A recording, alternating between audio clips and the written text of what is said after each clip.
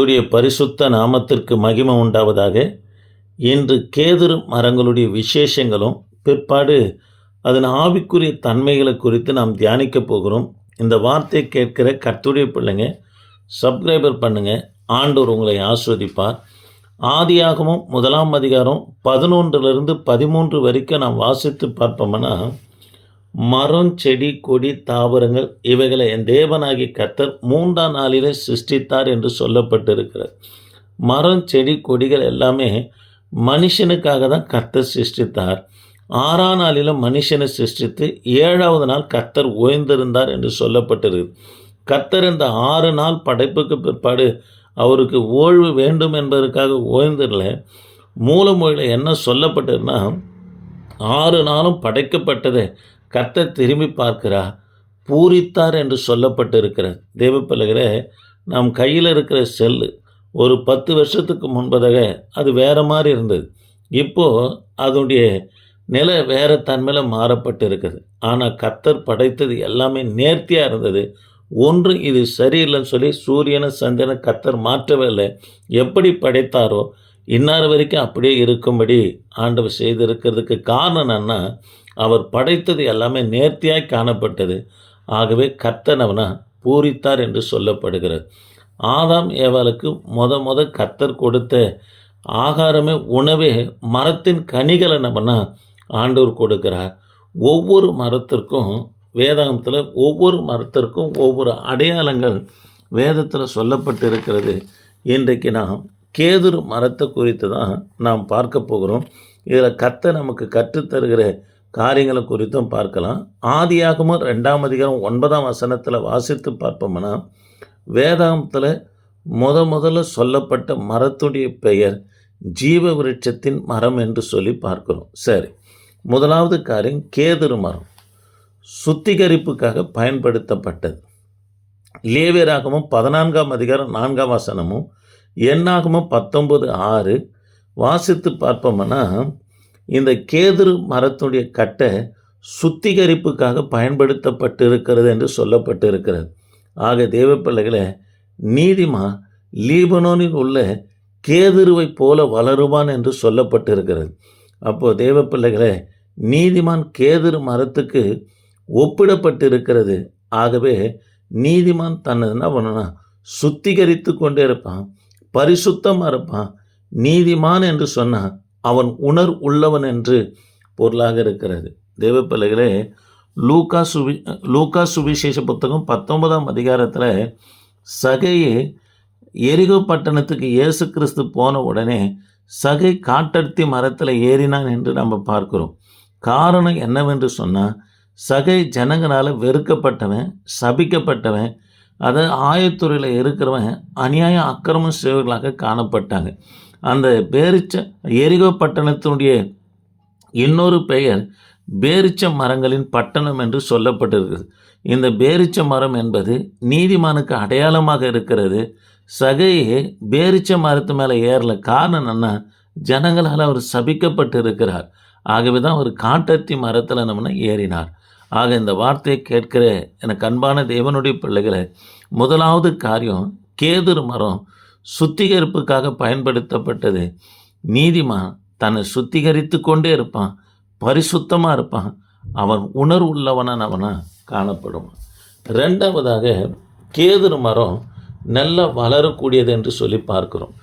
சங்கீதங்களின் புத்தகம் 92:12, ஆமோஸ் தீர்க்க தரிசன புத்தகம் 2:9, 2 ராஜாக்களின் புத்தகம் 19:23 ஆகிய வசனங்களிலே நாம் வாசித்து பார்ப்போம்னா, அவன் கேதுருவை போல வளருவான் என்று சொல்லப்பட்டிருக்கு.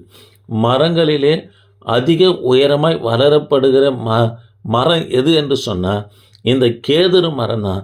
தேவ பிள்ளைகளே, இந்த உயரம் எதை அடையாளப்படுத்துதுன்னா, நம்பிக்கை அடையாளப்படுத்துது. உதாரணத்துக்கு, இஸ்ரவேல் ஜனங்க ராஜாவாக யார் வேண்டும் என்று கேட்குறாங்கன்னா சவுலை தான் கேட்குறாங்க. காரணம், சவுல் இஸ்ரவேலில் எல்லாரை காட்டிலும் உயரமாக இருக்கிறார். அவருடைய தோள்பட்டை கீழே தான் மற்றவங்க இருந்தாங்க.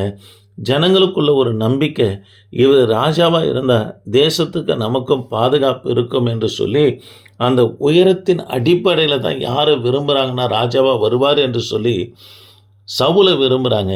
தேவ பிள்ளைகளை, கேதுரு மரம் எல்லா மரத்தை காட்டிலும் உயரமாக வளரக்கூடியது. ஆக இதனுடைய 2வது தன்மை என்னன்னா, நம்பிக்கைக்குரியதாக இருக்கிறது. தேவ பிள்ளைகளை, உலகம் நம்மளை நம்பணுங்க, சபை நம்மளை நம்பணும், குடும்பம் நம்மளை நம்பணும், நம்ம நம்பிக்கைக்குரிய பாத்திரமானவங்களாக காணப்படணும். ஆதியாகமம் 18ஆம் அதிகாரத்தில் வாசித்து பார்ப்போம்னா, ஆபிரகாம் மேலே கர்த்தர் நம்பிக்கை வைக்கிறார். என்ன நம்பிக்கைன்னா, பின்வரும் சந்ததிக்கு என்னுடைய வார்த்தைகளை போதிப்பான் என்று சொல்லி ஆபிரகாம் மேலே நம்பிக்கையாக இருக்கிறேன் என்று சொல்கிறார். தேவ பிள்ளைகளே, கர்த்தர் நம்ம நம்பி பல காரியங்களை கொடுத்திருக்கிறார். அந்த நம்பிக்கைக்கு நம்ம பாத்திரவான்களான நடந்து கொள்ள வேண்டும். 3வது காரியம், கேதுரு மரம் சிறப்பான மரம். உன்னத பாட்டு 5ஆம் அதிகாரம் 15ஆம் வசனத்தை நீங்கள் வாசித்து பார்ப்போம்னா, இது இயேசு கிறிஸ்து குறித்து சொல்லப்பட்டிருக்குது. சிறப்பான மரத்துக்கு எது அடையாளம்னா, கேதுரு மரம் என்று சொல்லி பார்க்கிறோம். தேவ பிள்ளைகளே, எல்லாவற்றையும் கர்த்தருடைய பிள்ளைங்க சிறப்பாக செய்யணுங்க. ஊழியமாக சிறப்பாக இருக்கணும், ஜெபமாக சிறப்பாக இருக்கணும், பிரசங்கமாக சிறப்பாக இருக்கணும், சாட்சியாக சிறப்பாக இருக்கணும். எதுவாக இருந்தாலும் அவங்க சிறப்பாக செய்யணுங்க. படித்தாலும் சிறப்பாக படிக்கணும், வேலை செய்தாலும் சிறப்பாக செய்யணும், அறகுறையாக செய்யவே கூடாதுங்க. இதை தான் பவுலும் கூட சொல்கிறார்.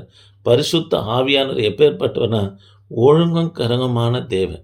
ஆகவே தேவ பிள்ளைகளை, நாம் எல்லாவற்றையும் எப்படி செய்யணும்னா, சிறப்பாக ஒழுங்கும் கரங்குமாய் செய்ய வேண்டும். 4வது காரியம், சங்கீதங்களின் புத்தகம் 92:15ஆம் வசனத்தை வாசித்து பார்ப்போம்னா, 12ஆம் வசனத்தையும் சேர்த்து வாசிப்போம்னா, நீதிமான் லீபோனில் உள்ள கேதுருவைப் போல, அதாவது வளருவான், பிற்பாடு அவர்கள் முதிர் வயதிலும் கனி தந்து பசுமையும் புஷ்டியுமாய் இருப்பார்கள் என்று சொல்லப்பட்டு இருக்கிறார். 4வது காரியம், பசுமையாக இருப்பார்கள் என்று சொல்லப்படுகிறது. தேவ பிள்ளைகளே, சாலமோன் கேதுரு மரத்தினால தேவாலயத்தை கட்டினார். அது மாத்திரமல்ல, தாவீதுக்கும் கூட ஈராமின் ராஜா கேதுரு மரத்தினால என்ன பண்ணனா, அதாவது தாவீதுக்கு வீட்டை கட்டி கொடுத்தார் என்று சொல்லி பார்க்கிறோம். தேவ பிள்ளைகளே, இந்த கேதுரு மரத்துடைய தன்மை, வெய்ய நாளில் கேதுரு மரத்தினால கட்டப்பட்ட வீட்டில் கோடை காலத்தில் உள்ளே போவோம்னா ஏர் கண்டிஷனில் இருக்கிறது போல் குளிர்ச்சியாக இருக்கும். அதே இது போல் பனி நாட்கள் அல்லது மழை நாட்களில் அந்த வீட்டுக்குள்ளே போவோம்னா வெதுவெதுப்பாய் காணப்படும். தேவ பிள்ளைகளே, இங்கே இன்னொரு குறிப்பு என்ன சொல்லப்பட்டுன்னா, கேதுரு மரம் பசுமையாக இருக்குன்னு சொன்னால், ஏன் சாலமோன் கேதுரு மரத்தை தேர்ந்தெடுத்தார் தேவாலயம் கட்டுவதற்குன்னு சொன்னால், கேதுரு மரம் உடனே எடுத்து அதை வெட்டி உடனே, அதாவது வீடு வாசலுக்காக கதவு ஜன்னல்லாம் செய்ய மாட்டாங்க.